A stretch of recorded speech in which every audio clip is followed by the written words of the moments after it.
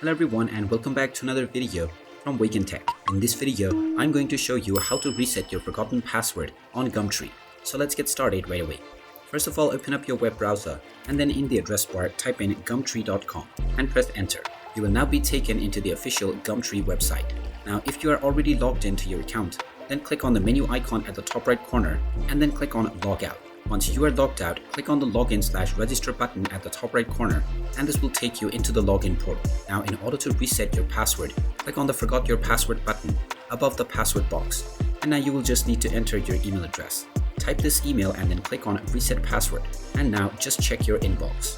You will find the Gumtree email which says to click on the link to reset your password. Once you click on this link, you will be taken into the new password menu.